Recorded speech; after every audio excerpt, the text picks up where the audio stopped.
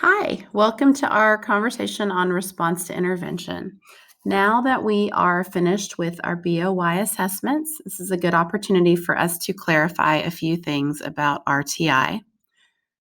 We have a wide variety of knowledge and experience across the campus, so if some of this is a bit repetitive, please just be patient. We are working on tightening up our systems and really building a shared understanding of RTI and its goals here at Watauga Elementary.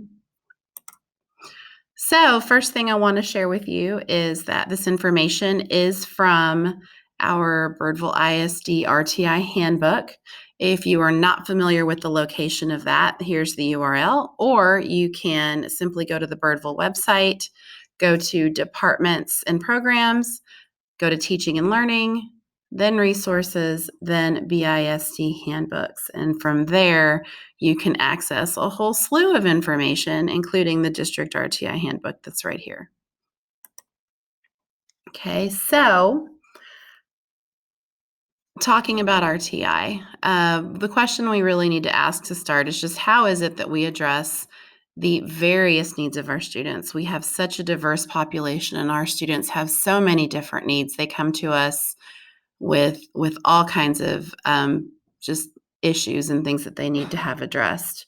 So we have different umbrellas that our students can qualify for in order to ensure that they are receiving services that help support them with their learning. Special education, familiar with that one. We've got the 504 umbrella. We have bilingual and ESL.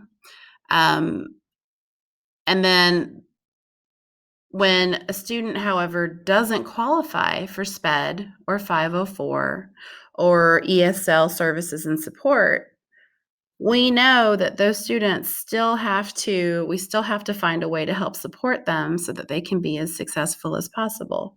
So that is where RTI fits in. Okay, so in RTI, both the academic and the behavioral RTI models are based on the idea that everyone has the responsibility to address the learning and the social emotional needs of students to respond appropriately when students need interventions. For academic RTI, for example, our teachers really are those initial responders. You guys are the ones who are on the front lines. You see how the students are doing every day academically.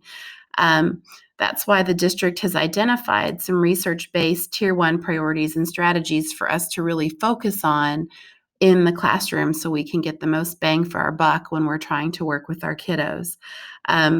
Through academic RTI, we're able to sort of make up a safety net to catch some of those kids who maybe aren't identified in any other way at this point.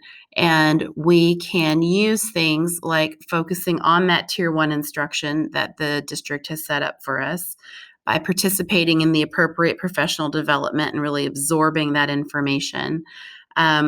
We can catch our kiddos by identifying those students who need that intervention, also by implementing effective interventions ourselves within our classroom. Behavior RTI works basically the same way. The campus as a whole is implementing the Positive Behavior Intervention System, or PBIS, and we are doing Capturing Kids' Hearts. Every campus in Birdville ISD is working to adopt a PBIS system. So this is an area where we're pretty far ahead because we are really working on capturing kids' hearts. Again, just like RTI, we build that safety net for our kiddos. So by focusing on that Tier 1 instruction of CKH, do our kiddos understand what the 4 questions are? Do they really go back to those social contracts? We're really setting them up for success with capturing kids' hearts. And then as teachers, are we participating in the professional development to help support them? Are we identifying those students in need? This is where we're really thinking about what's the students with the high frequency, the high intensity, the high duration of maybe some of those behavioral incidents that occur that we've already had some of those conversations with you guys. And then finally, are we implementing effective interventions to support our students? So within RTI, whether it's academic or behavioral, we have a 3-tiered intervention model. Tier 1 is kind of the core instruction. This is designed to meet 80% of our students' needs. Every student gets it because Tier 1 is the highest quality of instruction, and we're getting, again, like I said earlier, the most bang for our buck. Tier 2 is applicable to maybe 15% of our students. Here we're looking at more small group, some targeted intervention as needed. And then finally, Tier 3, that's our intensive intervention. This should be meeting the needs of about 5% of our students in an ideal situation where we are really reaching out and supporting those kids. So why is it so important for us to appropriately determine the tiers and the tier designation for our kiddos? So our RTI handbook actually gives us grade by grade criteria, and this is really, really important for us to kind of work through and figure out how to make this make sense. First of all, RTI is state mandated.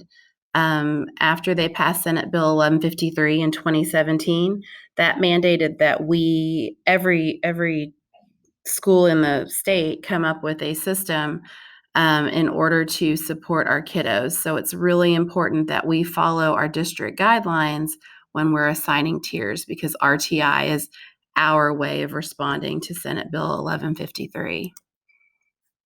Secondly, RTI data communicates our needs to the district. We want to make sure we're giving the district accurate information so that they can make decisions that are best for our campus. Sometimes we'll talk about a student who maybe is a Tier 3 Serve 2, meaning that we know that they have Tier 3 needs, but we're not able to serve them in the appropriate setting with an interventionist. It's important for the district to know when we have situations like that so that they can help support us in identifying ways to get the right supports for those students. Finally, assigning the right tiers to our kiddos based on this system is what's best for kids. If we have an abundance of students who maybe are on a Tier 3 at the beginning of the year, then we have them on a Tier 3 at the beginning of the year, and that's really all there is to it. We want to make sure that we're really looking at our students where they are, because that gives us the best level ground for being able to identify how they're growing. So really, only by identifying them consistently across the board can we really be sure that we're applying the best research-based practices for our kiddos.